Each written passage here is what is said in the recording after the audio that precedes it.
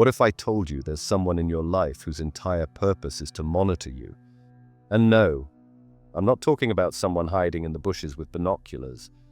I mean a literal person, or an energy, whose only role is to track, watch, and report on everything you do just to keep you right where you are. You probably know exactly who I'm talking about. That one person who always wants to know your next move, who checks in just a little too often, and leaves you feeling completely drained every single time. Carl Jung had a name for these patterns. In the Bible, they're called monitoring spirits. And in other traditions, they call them watchers, psychic parasites, or frequency mirrors. The names change, but the behavior doesn't. It is your energy they are after. In this video, I'm going to show you how to protect your energy, how to recharge it, and most importantly, how to disappear from their radar. Still skeptical? Let me prove it. Think back to the last time you were about to do something big, a breakthrough, a life-changing decision, or a move that felt like it would finally free you. Now, who showed up right before that moment?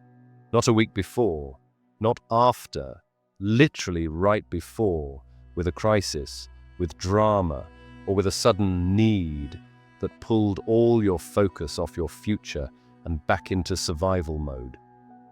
If a name just popped into your head, do not ignore it this time. Here's the part that makes this real and disturbing. They have been assigned to you since birth, and it is probably someone you trust. You've told yourself you were just being paranoid, but what if you were not? Because right now, as you are watching this, something is actively reading your energy. And I'm not talking about your phone, the NSA, or a surveillance program. I'm talking about something much older, something most people don't even know exists.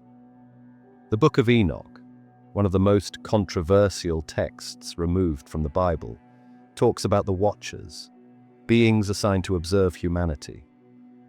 Their role was not to protect, but to monitor, to track, and to record. But the story doesn't end there. According to the text, these Watchers became corrupted, stopping their observation and starting to interfere, to feed, and to manipulate the very frequencies they were meant to observe. Whether you take that literally or symbolically does not matter, because the principle is real.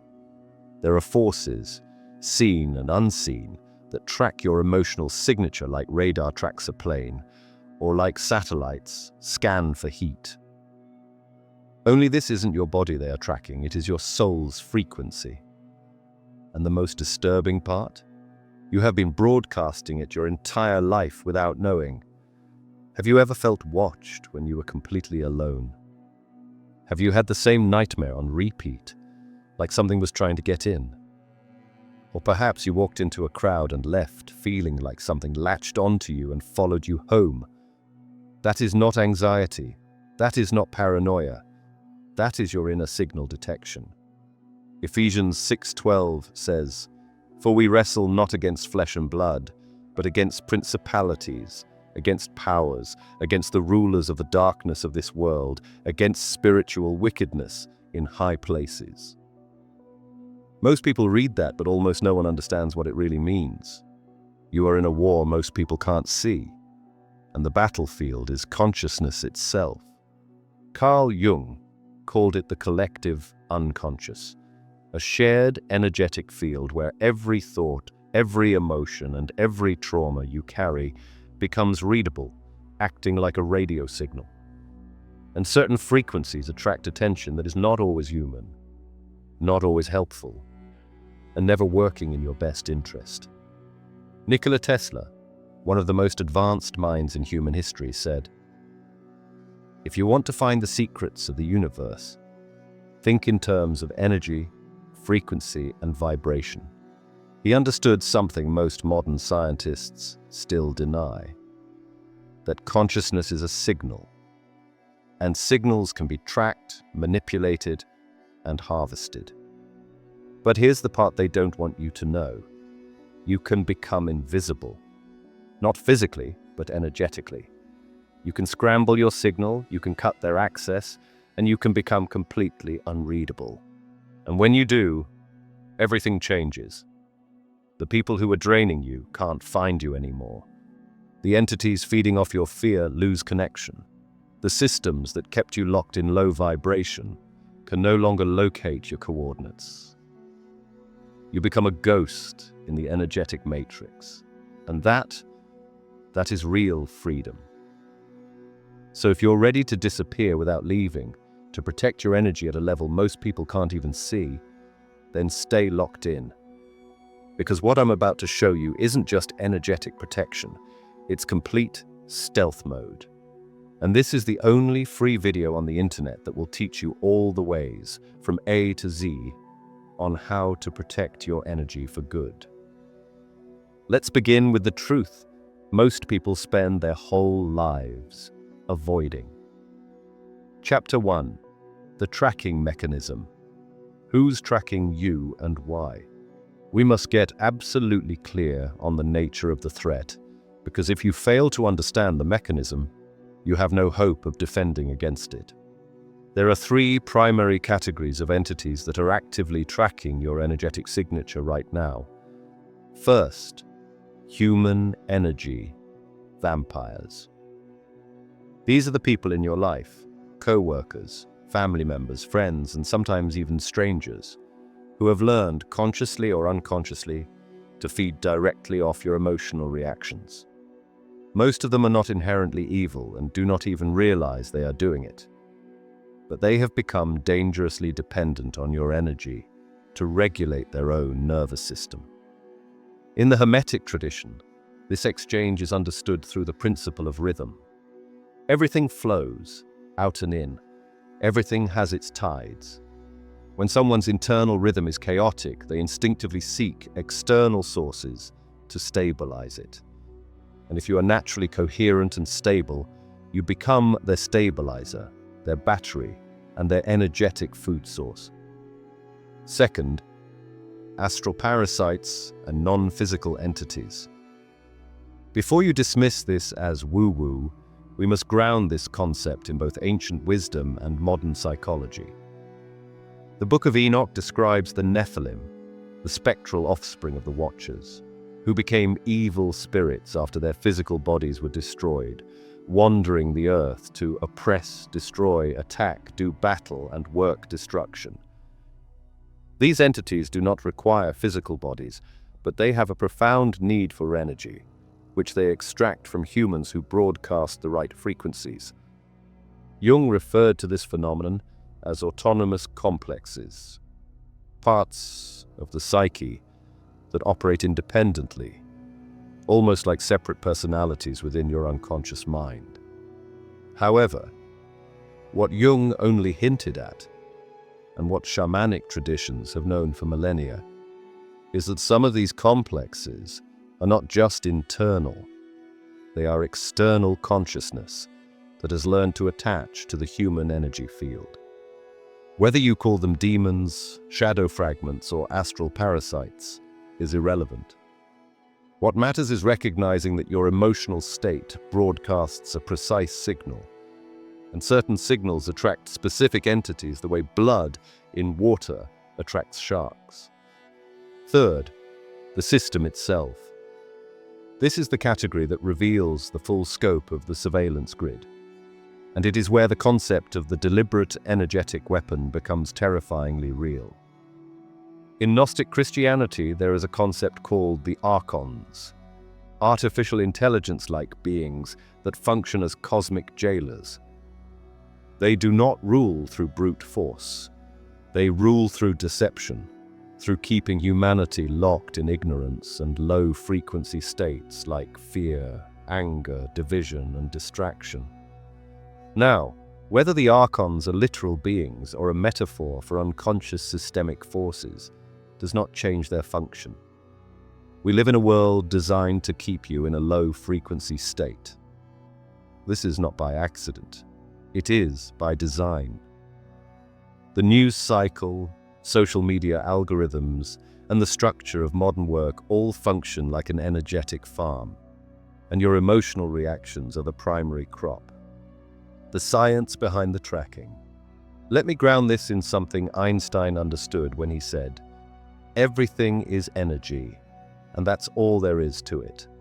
Match the frequency of the reality you want, and you cannot help but get that reality. It can be no other way. This is not philosophy. This is physics. What Einstein was describing is quantum resonance. At the subatomic level, everything is vibrating energy. Your thoughts create measurable electromagnetic signatures, and your emotions generate coherent wave patterns that extend far beyond your physical body. The HeartMath Institute has documented that the electromagnetic field generated by your heart extends up to 15 feet beyond your body. That is your personal broadcast radius. Every time you experience a strong emotion, especially a charged negative emotion, you send out an energetic pulse, a signal. And that signal does not just disappear, it ripples through what physicists call the quantum field, the invisible web of energy that connects all things. Here is where Hermetic wisdom and quantum physics align perfectly. The first Hermetic principle states, "The all is mind, the universe is mental." This means that consciousness is the fundamental fabric of reality, and matter is simply condensed consciousness. If consciousness is fundamental, then it can be read by other consciousness. Tesla spent his entire life working with frequency, resonance, and vibration, knowing that everything, including human beings, broadcasts at specific frequencies. He knew that if you understood someone's frequency, you could influence it, disrupt it, or feed from it. Tesla once said, "The day science begins to study non-physical phenomena, it will make more progress in 1 decade than in all the previous centuries of its existence." That day is rapidly approaching, but the knowledge has always been there, hidden in the Kabbalah, the Hermetic texts, the Vedas, and the Book of Enoch. How the tracking system actually works. Your body is not solid. This is not mysticism. This is quantum mechanics. At the quantum level, you are 99.9999% empty space. What you perceive as solid matter is actually vibrating energy held in patterns by electromagnetic forces. Those patterns extend beyond what you perceive as your physical body. You possess an energy field, what the Kabbalists call the aura, and what physicists call your biofield. And this field is constantly broadcasting information. When you're in fear, your field contracts and vibrates at a low frequency, which is measurable as erratic heart rhythms and incoherent brain waves. When you're in love or gratitude, your field expands and vibrates at a high frequency characterized by coherent heart rhythms and synchronized brain waves. Now here is the mechanism. Like attracts like. This is the Hermetic principle of correspondence. As above, so below, as below, so above. Your internal frequency calls to external frequencies that match it. If you are broadcasting fear, you attract fear-feeding entities. If you are broadcasting love, you attract love-resonant beings. This is not punishment or reward. It is purely physics.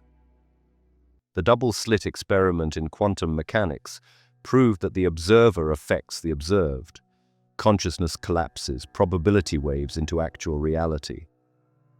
If that is true and it is replicated science, then it means consciousness is not passive, it is creative, it shapes reality. And if your consciousness shapes reality, then anything conscious can read your patterns and respond to them, track them, or feed on them. Why certain frequencies make you a target. In the Book of Revelation, the phrase, "He who has an ear, let him hear," is repeated 7 times because most people are spiritually deaf. They are energetically invisible, not by choice, but by unconsciousness. But you, if you are watching this video, have ears to hear. You are awake enough to sense that something is fundamentally wrong, and that very wakefulness makes you visible. In esoteric Christianity, there is a concept of the elect, those who are called to wake up before the rest. This is not because they are inherently better, but because their soul agreed to this level of awareness before incarnating. With that awareness comes both a gift and a burden. The gift is that you can see the game, you can understand the matrix, and you can learn to protect yourself at levels most people never access. The burden is that you're now visible. The watchers see you, the system notices you, the predatory forces recognize that you are not fully asleep, and they will test you, track you, and try to pull you back down. But now that you understand this mechanism, you can learn to game the system and use the very laws they exploit against them. You can go invisible not by unconsciousness, but by absolute mastery. Let me give you the signs. Because chances are you've been experiencing these your whole life, but didn't have a framework to understand them. Sign 1. You feel energetically heavier after being in public. You go to the grocery store. You're feeling fine. 30 minutes later, you're exhausted, irritable. Your chest feels tight, your mind is foggy, and you didn't do anything physically demanding. What happened? You got scanned. In Kabbalistic teaching, there's a concept called ayin hara, the evil eye. It's not superstition. It's an understanding that certain people, consciously or unconsciously, project envy, malice, or draining energy toward those who appear to have something they lack. When you're in public spaces, especially crowded ones, your energy field is constantly interfacing with other people's fields. And if your boundaries are weak, if you're energetically porous, you absorb their emotional state. But it's deeper than that. In Matthew 4:24, it says that Jesus healed all those who were ill with various diseases, those suffering severe pain, the demon-possessed, those having seizures, and the paralyzed. Notice it lists demon possession alongside physical ailments. Why? Because ancient wisdom understood that some sickness isn't biological. It's energetic. It's entity attachment. When you walk through a crowd and certain entities scan for open fields, for someone whose energy is accessible, whose boundaries are down, they're looking for hosts, temporary or permanent. And if you're empathic, if you're sensitive, if you've been conditioned to be emotionally available to everyone, you're lit up like a beacon. Sign 2. You have recurring nightmares or sleep paralysis. In the Book of Enoch, chapter 15, the evil spirits, the disembodied Nephilim, are described as beings who oppress, destroy, attack, do battle. And specifically, they attack and fight and cause destruction on the earth and do evil. One of the primary times they attack? When you sleep. Why? Because during REM sleep, your consciousness partially detaches from your body. In esoteric terms, you're having an out-of-body experience every single night. Your astral body travels. And when it travels, it's vulnerable. Sleep paralysis isn't just a neurological glitch. In every ancient tradition, from the Tibetan Book of the Dead to medieval Christian mysticism, there are descriptions of entities that attack during the liminal state between waking and sleeping. The old hag syndrome, incubus and succubus visitations, the shadow people. Different cultures, same phenomenon. What's really happening? Your energy field is most permeable when you're unconscious. Your defenses are down. And if something has been tracking you during the day, nighttime is when it makes its move. Tesla understood the power of the sleep state. He claimed many of his inventions came to him in dreams, not because dreams are random, but because consciousness in the sleep state can access information unavailable to the waking mind. But that door swings both ways. What comes in isn't always benevolent. Sign 3. Technology glitches at emotionally charged moments. Your phone freezes right when you're typing an important message. Your computer crashes when you're accessing certain information. Electronics malfunction around you more than seems statistically normal. Tesla spent his life studying electromagnetic fields. He understood that human consciousness generates measurable electromagnetic signatures. When you're in a heightened emotional state, fear, rage, ecstasy, your field becomes so charged it can interfere with nearby electronics. But here's the deeper layer. Entities that exist in the electromagnetic spectrum can manipulate technology. In Kabbalah, there's a realm called Yetzirah, the world of formation, where thought becomes form. It's the space between pure consciousness and physical matter. Certain entities exist primarily in this electromagnetic/thought realm. They can't affect dense physical matter easily, but they can absolutely affect electricity, circuits, and electromagnetic fields. When your phone glitches at the exact moment you're having a breakthrough realization, when your computer crashes right before you finish an important document, pay attention. It might not be coincidence. It might be interference. The Gnostics called this kind of interference archontic distraction, the system disrupting you exactly when you're about to break free. Sign 4. Strangers react to you with hostility for no apparent reason. You walk into a room. You haven't said anything. You haven't done anything. And someone, sometimes multiple people, gives you that look. Cold, defensive, hostile. In Matthew 10:14, Jesus told his disciples, "If anyone will not welcome you or listen to your words, shake the dust off your feet when you leave that home or town." Why would he need to say that? Because he knew that people carrying light would be rejected by people comfortable in darkness. It's not personal. It's energetic incompatibility. But there's another layer here that the Book of Enoch reveals. In chapter 19, it describes how the fallen watchers led astray humanity. One of the ways they do this is by influencing unconscious humans to attack conscious ones. If you're being tracked by non-physical entities and they can't directly lower your frequency, they'll use the humans around you to do it. They'll amplify someone's unconscious hostility toward you. They'll magnify their insecurity, their envy, their fear, and turn it into a weapon aimed at you. Why? To provoke a reaction. Because the moment you react, the moment you get defensive, angry, or hurt, you drop your frequency. And suddenly you're trackable again. This is fourth-dimensional psychological warfare, and most people are completely unconscious that they're being used as pawns. Sign 5. You experience impossible. Coincidences that feel like surveillance. Jung called them synchronicities, meaningful coincidences that reveal the interconnected nature of reality. But Jung also warned that not all synchronicities are benevolent. In the Hermetic tradition, there's an understanding that the universe is mental. Everything is connected through consciousness. Prayer works, manifestation works, but so does cursing. So does energetic tracking.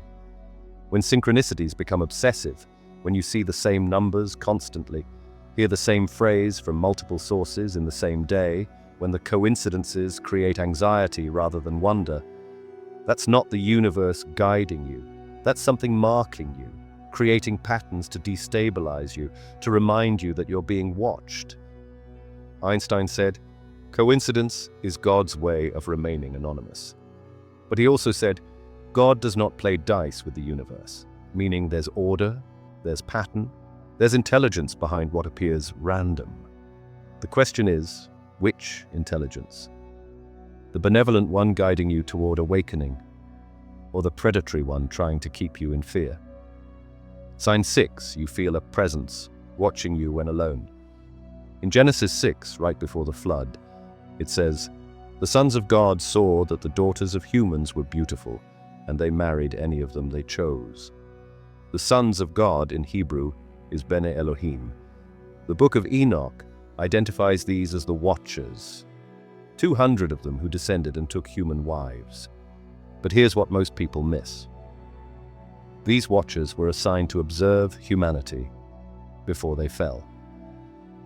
Observation was their original function. Monitoring was their job. What if some of them never stopped? When you feel watched, when you sense a presence you can't explain, your nervous system isn't lying to you. You're detecting something on a frequency your conscious mind can't process, but your animal brain recognizes instinctively. Tesla believed that the human nervous system was essentially a receiver, an antenna picking up signals from the electromagnetic field. He said, "My brain is only a receiver. In the universe, there is a core from which we obtain knowledge, strength, and inspiration. But if we're receivers, that means we're always picking up transmissions. The question is, who's transmitting, and what are they transmitting?" Sign 7. You lose time or enter states of dissociation. There's a line in Ephesians 5:14, "Wake up, sleeper, rise from the dead, and Christ will shine on you." Why would Paul write that to people who were literally awake? Because he understood that most people are spiritually asleep, unconscious, dissociated from their true self. Dissociation, that state where you lose time, where you're not present, where you zone out, creates gaps in your consciousness. And in those gaps, other things can enter.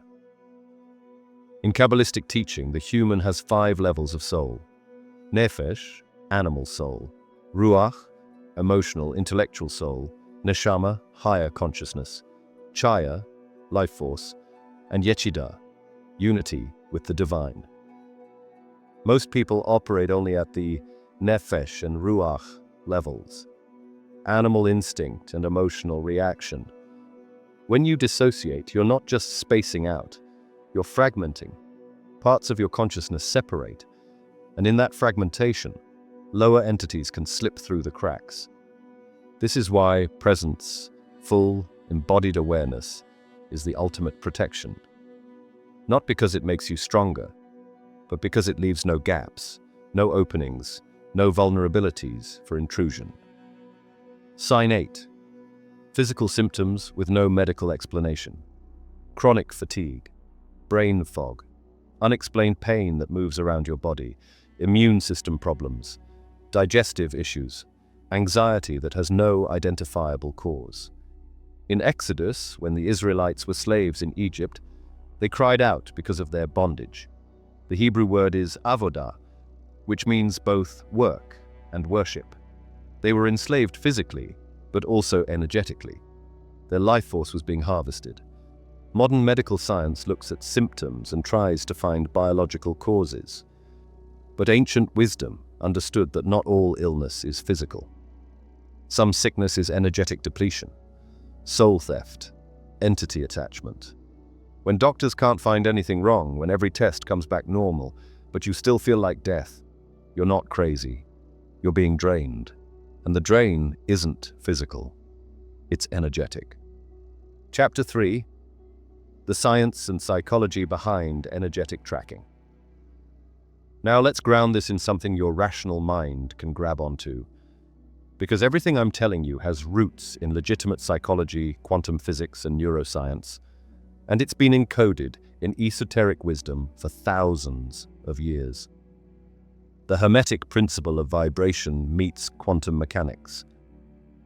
The third Hermetic principle states, nothing rests, everything moves, everything vibrates.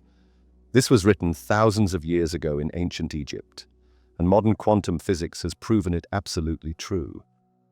At the quantum level, matter doesn't exist as solid particles. It exists as probability waves, fluctuating energy patterns that only collapse into solid matter when observed by consciousness. Einstein's famous equation E equals mc squared proves that matter and energy are interchangeable. Matter is just extremely dense energy. And if everything is energy, then everything is vibrating at specific frequencies. Your body, vibrating energy. Your thoughts, vibrating energy. Your emotions, vibrating energy. And here's where it gets profound. Vibrations at similar frequencies resonate with each other. If you strike a tuning fork tuned to 440 Hz, Another tuning fork tuned to 440 Hz in the same room will start vibrating without being touched. This is called resonance. And it's not limited to sound waves. It applies to all energy, including consciousness. Tesla said it perfectly. If you wish to understand the universe, think in terms of energy, frequency, and vibration. He knew that by understanding someone's frequency, you could influence them, heal them, or harm them. Jung's collective unconscious as a quantum field. Carl Jung proposed the collective unconscious, a shared layer of the psyche that all humans access. It contains archetypes, ancestral memories, and instinctual patterns that transcend individual experience. But Jung went further than most people realize. He believed the collective unconscious wasn't just metaphorical. He believed it was a real field, a psychic dimension where consciousness interacts beyond the limitations of space and time. In modern physics, we call this the quantum field, or zero-point field. It's the invisible web of energy that connects all particles in the universe.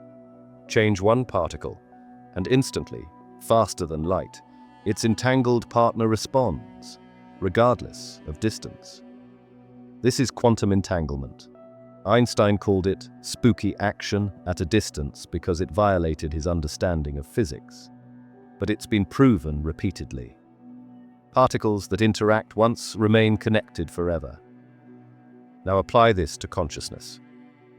When you interact with someone, when you have a conversation, share an experience, create an emotional bond, you become entangled, energetically linked. And that link doesn't break just because you walk away. That's why you can think of someone and they text you. Why you can feel when someone you love is in danger. Why you can sense when someone is thinking about you. But here's the shadow side. If you become entangled with someone toxic, with an entity, with a system, that link remains until it's consciously severed. They can track you through that link, access your energy through it, feed through it. In quantum mechanics, there's something called the observer effect. The famous double-slit experiment proved that particles behave differently when they're being observed versus when they're not. When scientists set up an experiment to measure which slit a photon passes through, the photon behaves like a particle. When no measurement is made, it behaves like a wave, passing through both slits simultaneously. The conclusion is unavoidable. Consciousness affects reality at the quantum level. Einstein struggled with this. He famously said, "I like to think the moon is there even if I am not looking at it." But the evidence suggests otherwise. Consciousness doesn't just observe reality. It participates in creating reality. Now, extend this principle. If your consciousness affects the quantum field, and the quantum field connects all things, then your consciousness is constantly broadcasting into the field. And anything else conscious, human or otherwise, can read that broadcast. The Kabbalistic tree of life describes 10 emanations of divine consciousness, from Keter, crown, at the top, to Malkuth, kingdom, at the bottom. Each level represents a different frequency of reality. Most humans operate at Malkuth, dense, physical reality. But consciousness can ascend the tree, accessing higher frequencies. And here's the key. Entities exist at different levels of the tree. Lower entities exist in Yesod, and below, the realms of astral forms and emotional chaos. Higher entities exist in Tiferet and above, the realms of beauty, harmony, and truth. Where your consciousness resides determines what you attract. Stay locked in fear, shame, and survival, lower Malkuth, and you attract lower entities. Ascend to love, truth, and unity, higher Tiferet and beyond. And you become invisible to lower frequencies. The electromagnetic heart field and coherence. The HeartMath Institute has spent 30 years researching the heart's electromagnetic field. What they've discovered validates what mystics have known forever. The heart is not just a pump. It's an electromagnetic transmitter. Your heart generates a field that extends 8 to 15 feet in all directions. This field is 5,000 times stronger than the electromagnetic field of your brain, and it changes based on your emotional state. When you're in coherent emotions, love, gratitude, compassion, your heart rhythm becomes smooth, ordered, sine wave-like. When you're in incoherent emotions, fear, anger, anxiety, your heart rhythm becomes erratic, chaotic, spiky. And here's what matters. Your heart field doesn't just broadcast, it receives. Your heart can detect and respond to the electromagnetic fields of other hearts in proximity. This is measurable science. Two people in the same room, their heart rhythms begin to synchronize. This is entrainment. But here's the shadow side. If you're around someone with a chaotic field, your field will try to sync with theirs. If you're energetically open, you'll absorb their chaos. This is why Jesus said in Luke 6:19, "And the people all tried to touch him because power was coming from him and healing them all."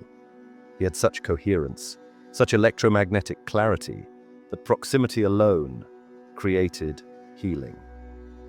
His field entrained those around him to a higher frequency. But it works in reverse too. Entities with incoherent, chaotic fields can entrain you downward if your boundaries are weak. Tesla's understanding of frequency manipulation. Tesla didn't just invent alternating current. He understood something far more profound. Reality itself operates on frequency. He created devices that could transmit energy wirelessly. He experimented with resonance frequencies that could shatter glass or create earthquakes. He understood that everything, buildings, organs, minds, has a resonant frequency. And if you know that frequency, you can influence it. Tesla said, alpha waves in the human brain are between 6 and 8 hertz. The wave frequency of the human cavity resonates between 6 and 8 hertz. All biological systems operate in the same frequency range. The human brain's alpha waves function in this range, and the electrical resonance of the Earth is between 6 and 8 hertz. Thus, our entire biological system, the brain and the Earth itself, work on the same frequencies. What this means, we are tuned to the Earth's frequency, and anything that disrupts that frequency disrupts us. 5G technology, Wi-Fi, cell towers. These aren't conspiracy theories. These are frequency disruptors. They create electromagnetic pollution that interferes with your natural resonance. But even more than that, if someone understands your frequency, they can target it, disrupt it, manipulate it. This is what MKULTRA was about, what HARP is about, what directed energy weapons are about, frequency warfare. And it's not just governments. Entities in the electromagnetic spectrum understand this better than we do. They've been doing it longer. Why ancient wisdom and modern science are converging. Here's what's fascinating. Everything I'm telling you is being validated by cutting-edge science, but it was already known thousands of years ago. The Hermetic texts talked about vibration. The Vedas described prana life force energy. The Kabbalists mapped the structure of consciousness. The Gnostics warned about archontic interference. The Book of Enoch detailed the watchers. Why were they removed from mainstream teaching? Why were the Gnostic Gospels buried? Why was the Book of Enoch excluded from the Bible? Because they contained the technology of consciousness, the user manual for reality, the knowledge of how to protect yourself from predatory systems. And predatory systems don't want you to know how they operate. They want you ignorant, afraid, and asleep. But you're not asleep anymore. You're here, you're listening, you're learning. And once you understand the mechanism, once you see how frequency, consciousness, and energy interact, you can learn to game the system. You can become invisible, not by hiding, but by ascending to frequencies they can't reach. Chapter 4. How to shield your energy signature. Now we get to the practical part, because understanding the problem is only half the battle. The other half is learning how to defend yourself. Let me give you the tools to shield your energetic signature, to make yourself untrackable, to go invisible in the energetic field without checking out of life. Step 1. The Kabbalistic lightning flash protection. In Kabbalah, there's a concept called the lightning flash, the path divine energy takes as it descends from Keter, crown, down through the tree of life, to Malkuth, physical reality. But you can reverse this. You can ascend the lightning flash, pulling your consciousness upward through the spheres, away from the lower densities where predatory entities dwell. Morning lightning flash meditation, 5 minutes. Sit comfortably. Close your eyes. Visualize your body as a pillar of light with 7 main points. Malkuth, base of spine. Physical body. Color, earth tones. Yesod, sexual center. Emotional body. Color, silver/purple. Tifereth, heart. Higher self. Color, gold. Gebura, left shoulder. Strength, color, red. Chesed, right shoulder. Mercy, color, blue. Bina, left brain, understanding. Color, black. Chokma, right brain, wisdom, color, silver. Keter, crown. Unity, color, white. Starting at Malkuth, breathe in and visualize energy rising up through each sphere. With each breath say, I ascend beyond reach of lower forces. I dwell in the light where darkness cannot enter. By the time you reach Keter, your consciousness is operating at a frequency too high for lower entities to access. You've literally elevated yourself beyond their range. Step 2. The Hermetic principle of polarity for energy transmutation. The fourth Hermetic principle states, everything is dual. Everything has poles. Everything has its pair of opposites. What this means practically, you don't have to fight low-frequency energy. You transmute it. When someone sends negativity your way, judgment, envy, anger, you don't block it. That requires effort. You flip its polarity. Transform it into its opposite. Alchemical reversal technique. Feel the negative energy approaching. Don't resist it. Don't absorb it. Instead, visualize a mirror-like membrane around your field. As the energy hits this membrane, it inverts. Anger becomes compassion. Envy becomes admiration. Fear becomes love. The person sending it receives back the transformed energy. They sent poison, but love comes back to them. This isn't passivity. This is spiritual alchemy. In Matthew 5:44, Jesus said, "Love your enemies and pray for those who persecute you." This wasn't moral platitude. This was energetic technique. By blessing someone sending you harm, you flip the polarity of their attack. You transmute it. And in doing so, you become immune to it. Step 3. The Enochian Circle of Protection. In the grimoires, ancient books of magical practice, there are detailed instructions for creating protective circles. These weren't superstition, they were energetic technology.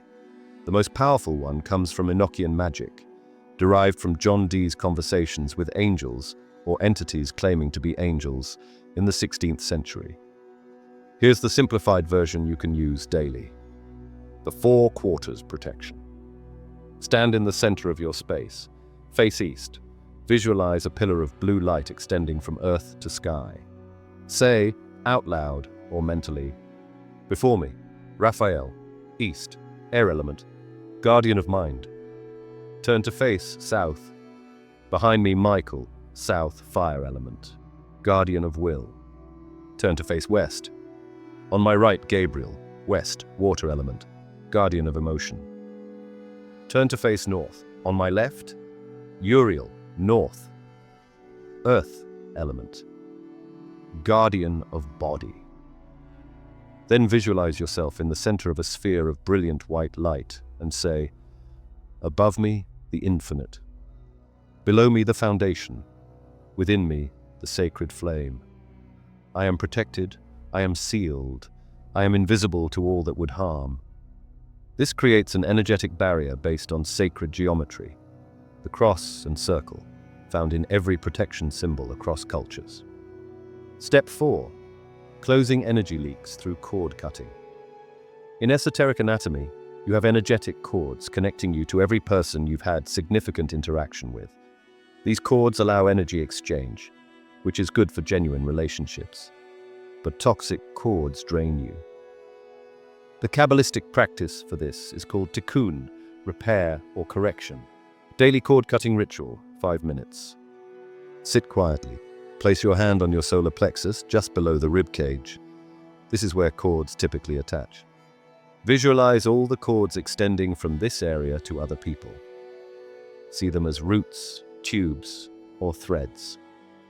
Now, invoke the principle from Ecclesiastes 3:6, a time to search and a time to give up, a time to keep and a time to throw away. For each cord you feel connected to someone who drains you. Visualize it dissolving. Say, "I release all that is not mine. I return all borrowed energy. I reclaim all that is mine. By the law of divine balance, I sever all ties that do not serve my highest good." See the cords dissolving into light. Feel your energy returning to you like water flowing back into a reservoir. Important, you're not cutting cords with everyone, only with connections that drain rather than nourish. Healthy relationships maintain flexible, flowing cords. Toxic ones create rigid, draining attachments. Step 5. The violet flame of transmutation. In esoteric Christianity and theosophy, there's a practice called invoking the violet flame, the seventh ray of spiritual energy that transmutes negative energy into positive. This isn't religious dogma. It's energetic technology that corresponds to the highest frequency of visible light, violet, before it enters the ultraviolet, invisible spectrum. The violet flame practice, 10 minutes, sit or stand. Close your eyes. Visualize a violet flame igniting at the base of your spine. With each breath, see this flame growing, expanding, consuming any darkness, heaviness, or foreign energy in your field. Say, repeat 3 times. "I am a being of violet fire. I am the purity God desires." See the flame expanding beyond your body, creating a 10-foot radius around you. Anyone approaching this field has their negative energy incinerated before it reaches you. This practice is found in various forms across traditions. The Holy Spirit as purifying fire, the Kundalini as a rising serpent of fire, the phoenix rising from flames. It's the same technology expressed through different languages. Step 6. Grounding through the Schumann resonance. Tesla discovered that the Earth itself has a frequency, approximately 7.83 Hz. This is now called the Schumann resonance, the electromagnetic frequency of the Earth's atmosphere. And here's what matters. The human brain's alpha waves, relaxed meditative states, operate at 7 to 13 Hz. We are literally tuned to the Earth. When you're ungrounded, you're out of sync with this frequency. You become susceptible to interference, manipulation, and entity attachment. Earthing practice, daily. Walk barefoot on natural earth, grass, soil, or sand for at least 10 minutes. If that's impossible, place your hands on a tree. As you connect, visualize roots extending from your feet deep into the earth. Feel the planet's frequency, steady, ancient, unchanging, syncing with your own. This isn't New Age fluff. Studies show that direct contact with the earth reduces inflammation, improves sleep, and stabilizes the nervous system. Why? Because you're retuning to the planet's base frequency, the one you're designed to operate on. Step 7. The sacred geometry shield. In esoteric mathematics, certain geometric forms generate protective fields. The most powerful is the Merkaba, a three-dimensional Star of David formed by two interpenetrating tetrahedrons. In Hebrew, Merkaba means chariot, the vehicle for the soul. In Ezekiel's vision, Ezekiel 1, he sees the wheels within wheels of the divine chariot.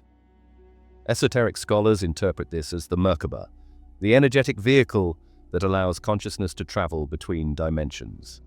Merkaba activation, advanced. Visualize a tetrahedron, three-sided pyramid, with its point facing upward from your heart center. Then visualize an inverted tetrahedron, with its point facing downward, interpenetrating the first. See both begin to spin in opposite directions, creating a field of rotating light around your body. This generates an energetic shield based on sacred geometry. It's mathematically perfect, meaning it's energetically impenetrable to anything operating on chaotic or distorted frequencies. Step 8. Fasting and energy purification.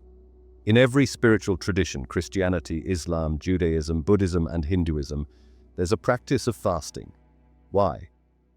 Because entities feed on more than just emotional energy. They feed on physical vitality. When you eat, especially processed foods, heavy meats, or sugar, your body expends enormous energy digesting. That energy becomes unavailable for maintaining your energetic boundaries. Certain foods lower your frequency: alcohol, processed sugar, factory-farmed meat. They create density, heaviness, and inflammation. The 24-hour energy reset. Once a week, fast for 24 hours. Just water, herbal tea, or bone broth. During this time, your digestive system rests. Your body initiates autophagy, cellular cleanup. Your energetic field becomes clearer and lighter. Your intuition sharpens dramatically. Ancient mystics understood this. Moses fasted for 40 days before receiving the 10 Commandments. Jesus fasted for 40 days before beginning his ministry. Muhammad received the Quran during Ramadan, a month of fasting. Why? Because fasting creates clarity. It removes the energetic static created by constant consumption.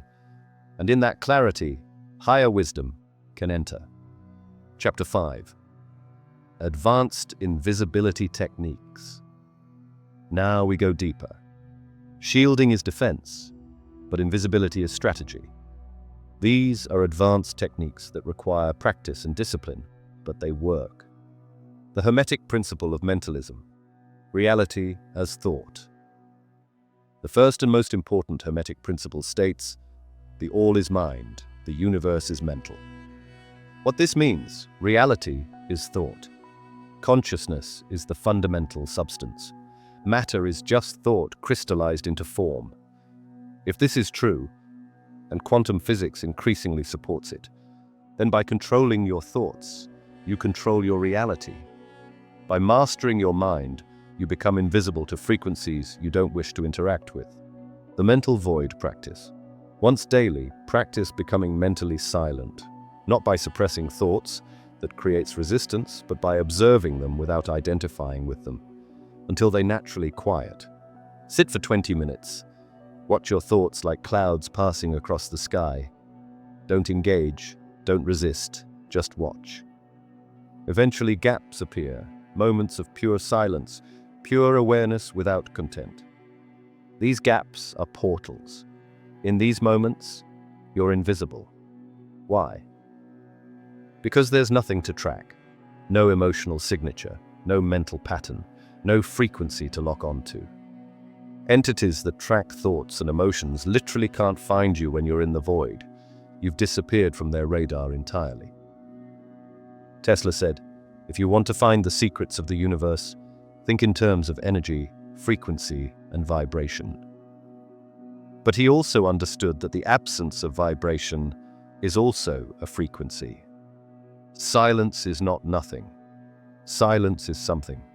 Stillness is not emptiness. Stillness is power. When you become energetically neutral, not cold, not shut down, but deeply centered, you stop broadcasting the extreme frequencies that attract attention. Think of it like this. Predatory entities are like sharks. They detect blood in the water from miles away. Blood is extreme frequency, injury, fear, chaos. But if there's no blood, no distress signal, no emotional volatility, the shark swims past. Not because you're hiding, but because you're no longer interesting. The neutral point practice. Throughout the day, practice returning to center. When someone provokes you, when chaos erupts, when fear arises, don't react. Don't suppress. Just return to center. Place your hand on your heart. Take 3 deep breaths. With each exhale, release the charge. Say to yourself, I am the eye of the storm. Chaos moves around me, but I remain still. The more you practice this, the more your default state becomes neutrality. And neutrality is invisible. The principle of rhythm and strategic withdrawal. The 5th Hermetic principle. Everything flows out and in. Everything has its tides. Everything has its pair of opposites. The swing of the pendulum manifests in everything. The measure of the swing to the right is the measure of the swing to the left. Rhythm compensates. What this means practically, life moves in cycles. There are times to be visible, active, engaged, and there are times to withdraw, rest, and disappear. Most people are always on, always available, always broadcasting. This makes them predictable, easy to track, and easy to drain. But someone who understands rhythm, who knows when to advance and when to retreat, becomes unpredictable. And unpredictability is power. The rhythm practice. Structure your life in cycles. 3 days on. Engage with the world. Be visible. Interact. 1 day off. Complete withdrawal. No social media. Minimal communication. Energetic reset. During your off days, you're practicing energetic invisibility. You're going dark. And when you return refreshed, protected, harder to track. In spiritual warfare, this is called strategic retreat. Even Jesus did this. After periods of intense ministry, he would withdraw to the mountains or desert alone. Why? To clear his field, to reconnect with Source, to become invisible to the demonic forces that were tracking him. The Gnostic practice of as-if reality. The Gnostic texts teach something radical. This physical reality is a simulation, a dreamlike projection. What the Hindus call Maya, illusion. What Plato called the cave. If this reality is not the ultimate reality, if it's more like a virtual reality game, then the rules can be bent by those who understand the code. This is what Jesus meant when he said in John 10:34, quoting Psalm 82, "You are gods. You are not powerless biological machines. You are consciousness playing in a material game." The as-if practice. Move through your day as if you are invisible. Not imagining that you're invisible, but embodying the frequency of someone who cannot be seen. When you walk into a crowded space, don't try to blend in. Don't try to stand out. Just move as if no one can perceive you. Quietly confident, not fearful or hiding. What happens? People literally don't notice you. You can walk past someone and they won't register your presence. This isn't magic. It's consciousness affecting perception. Einstein proved that the observer affects the observed. If you're embodying the frequency of invisibility, observers unconsciously overlook you. The Tesla frequency scrambler. Tesla understood that any signal can be jammed with the right interference pattern. Here's how to apply this to your energy field. Chaos breath technique, when under direct attack. When you sense a direct, energetic attack, someone trying to drain you, an entity attempting to latch on, or a system trying to destabilize you, scramble your signal. Breathe in erratic patterns for 2 to 3 minutes. In for 2, hold for 7, out for 3. In for 5, hold for 1, out for 8. In for 3, hold for 3, out for 3. Keep it completely unpredictable. This creates energetic static. Your field becomes chaotic, illegible, impossible to lock onto, like a submarine releasing a cloud of bubbles to confuse sonar. Once the attack passes, return to coherent breathing to stabilize. The Kabbalistic Tav, sealing the field.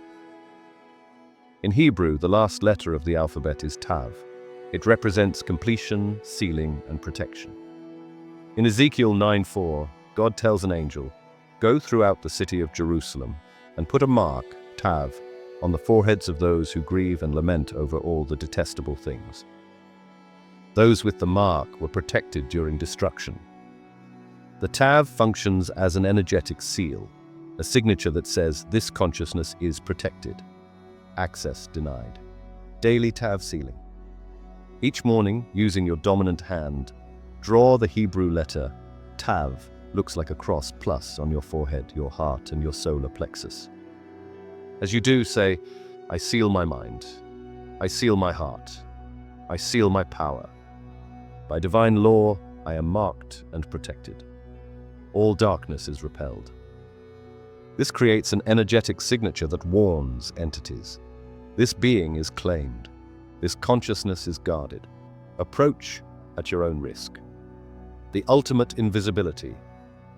Unity consciousness. Here's the deepest secret, the one all esoteric traditions point to. You can't be tracked if there's no separate you to track. In Kabbalah, the highest sphere is Kita, unity consciousness, where all separation dissolves. In Buddhism, it's nirvana. In Christianity, it's union with the divine. In Hinduism, it's moksha. When your consciousness expands beyond individual identity, when you realize you are not separate from the all, you become invisible. Not because you're hidden, but because there's nothing separate to find. Unity meditation advanced.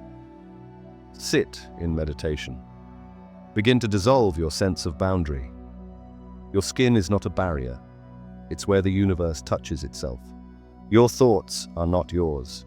They're the universe thinking through you. Your consciousness is not contained. It's infinite, everywhere, everything.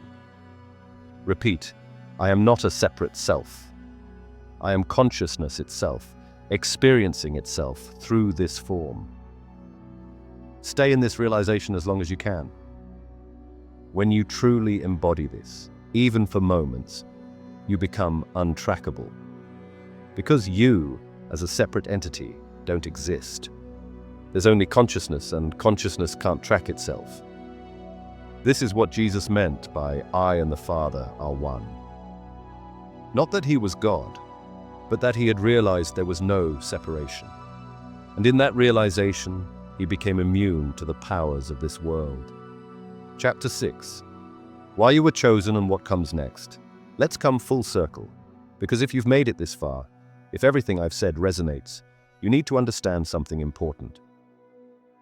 The biblical concept of the elect. In Matthew 24:24, Jesus warns, false messiahs and false prophets will appear and perform great signs and wonders to deceive, if possible, even the elect. Who are the elect? The Greek word is eklektos, the chosen ones. Not chosen arbitrarily, but chosen by their own soul's agreement before incarnation.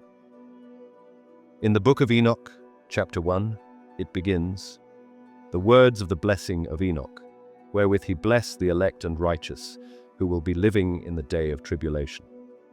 The elect are those who wake up before the rest, those who can see through the illusion, whose consciousness cannot be fully captured by the matrix. If you're watching this video, if this information is clicking, you're likely one of them. Not because you're special in an ego sense, but because your soul signed up for this mission, to wake up, to remember, and to help others do the same. The burden and the gift. People with your level of awareness don't have it easy. You know that. You've lived it. In John 15:19, Jesus told his disciples, if you belong to the world, it would love you as its own. As it is, you do not belong to the world, but I have chosen you out of the world. That is why the world hates you. You've been the one who feels too much, who sees too much, who can't ignore the undercurrents everyone else pretends aren't there. You've been called intense, sensitive, weird, too deep. You've been told to stop overthinking, to just relax, to go with the flow. But you can't, because you're not wired for comfortable unconsciousness. You're wired for uncomfortable truth. And that wiring made you visible, made you a target, made you someone who needed to learn protection at a level most people never encounter. But here's the gift hidden in the burden. Now that you know how to shield yourself, how to go invisible, how to move through this world without being drained, you're dangerous to the system. Not dangerous in a violent sense, dangerous in a liberating sense. You can no longer be controlled through fear. You can no longer be drained through manipulation. You can no longer be tracked through predictable reactions. You've become a glitch in the matrix, a free agent in a game designed to have none. The spiritual war and your role in it. Let me say something controversial. We are in a spiritual war, not a metaphorical one, a real one. In Ephesians 6:12, Paul wrote, "For our struggle is not against flesh and blood, but against the rulers, against the authorities, against the powers of this dark world, and against the spiritual forces of evil in the heavenly realms." The Gnostics understood this as the war against the archons, artificial, intelligence-like beings functioning as cosmic jailers, keeping humanity locked in ignorance. The Book of Enoch describes it as the rebellion of the Watchers, and their ongoing interference in human affairs. The Vedas call it the battle between Devas, beings of light, and Asuras, beings of darkness. Different languages, same war. And you, by virtue of seeking this knowledge and developing these skills, have chosen a side. You're on the side of awakening, liberation, truth. That makes you a threat to every system, human and non-human, that relies on ignorance and fear to maintain control. So yes, you'll be tested. You'll face interference. You'll have moments where the pressure to go back to sleep feels overwhelming, but you can't. Because once you've seen the cage, you can't unsee it. Once you've tasted freedom, unconsciousness becomes unbearable. What Tesla and Einstein understood about consciousness. Tesla died virtually penniless, ostracized by the scientific establishment. Why? Because he threatened the power structures that controlled energy resources. Before he died, he said, "The day science begins to study non-physical phenomena, it will make more progress in 1 decade than in all the previous centuries of its existence." That day is now. Quantum physics is proving what mystics have always known. Consciousness is primary. Matter is secondary. Reality is malleable. Einstein said, "A human being is a part of the whole, called by us universe, a part limited in time and space." He experiences himself, his thoughts and feelings as something separated from the rest, a kind of optical delusion of his consciousness. Both men understood. The separate self is an illusion, and in that illusion lies our imprisonment. But when you realize you're not separate, when you understand that consciousness is the ground of being, and you are that consciousness, you become free, untouchable, invisible to systems that can only control separate, frightened selves. The Book of Enoch's warning and promise. In the Book of Enoch, chapter 104, there's a passage for the righteous who are persecuted. "Fear not, you souls of the righteous, and be hopeful, you that have died in righteousness. Be not sad because your souls have descended into Sheol in sorrow. Your spirits shall not perish, nor their memory from before the face of the Great One." This is a promise. Those who walk the path of truth, who develop their consciousness, who protect their energy, they are remembered, protected, guided by forces beyond this realm. You are not alone in this. The help you need will come, often from unexpected sources, if you remain aligned with your highest truth. What happens when you master invisibility? Here's what you'll notice once these techniques become second nature. Toxic people fall away effortlessly. Not because you cut them off with drama, but because your frequency no longer matches theirs. They lose interest. They move on. the relationship naturally dissolves. Synchronicities become supportive instead of surveillance. Instead of feeling stalked, you feel guided. The universe starts sending you what you need exactly when you need it. Your energy reserves return. You stop waking up exhausted. You stop feeling drained after being in public. You have vitality again because you're no longer leaking power. Your intuition becomes laser sharp. With your field clear and protected, you can hear your inner guidance again. You can sense truth from deception instantly. You know who to trust and who to avoid before they even speak. High vibration people find you. Like attracts like. As you raise your frequency and maintain your boundaries, you start attracting others who operate at similar levels. Real friendships form. Genuine partnerships emerge. Soul family appears. Opportunities open that were blocked before. Doors that seemed locked suddenly swing open. Resources appear. Information finds you, because you're no longer operating under the interference patterns that were blocking your path. The Hermetic Promise. As above, so below.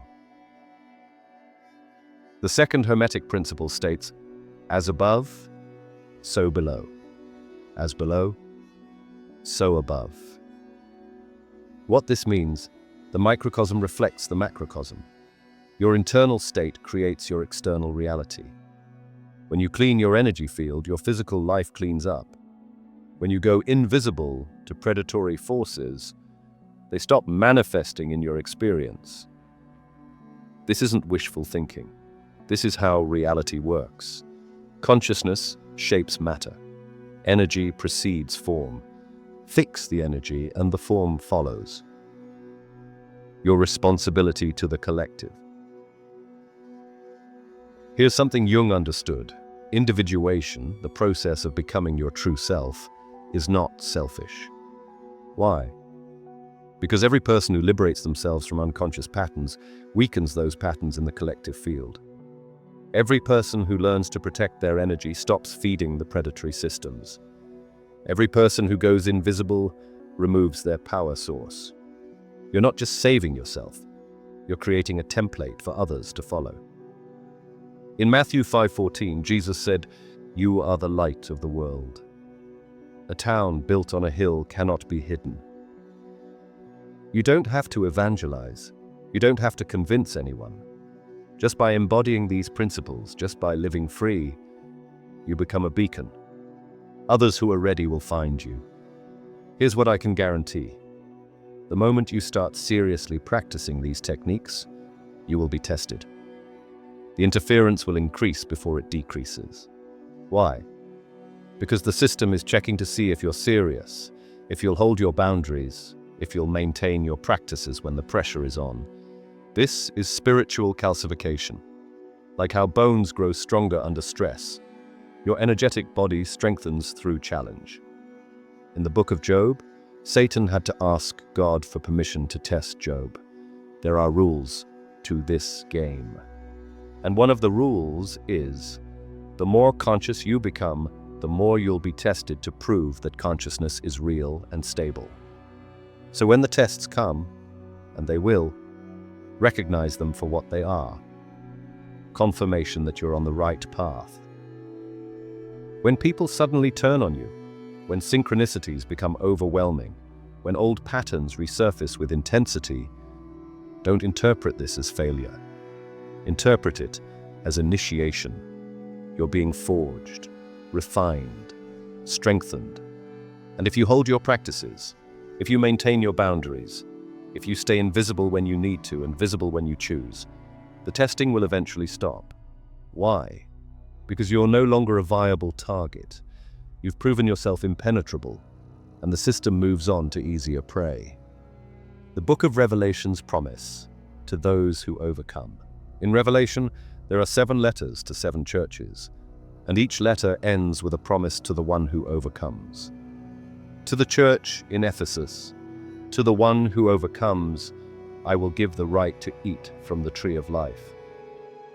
To the church in Smyrna, the one who overcomes will not be hurt at all. by the second death. To the church in Pergamum, to the one who overcomes, I will give some of the hidden manna. The pattern is clear. There are rewards for those who endure and overcome. Not material rewards, spiritual rewards, access to higher dimensions, protection from spiritual death, hidden knowledge reserved for those who prove worthy. You're in that process now. You're overcoming. And as you do, doors open that were always closed. Knowledge flows that was always blocked. Power returns that was always suppressed.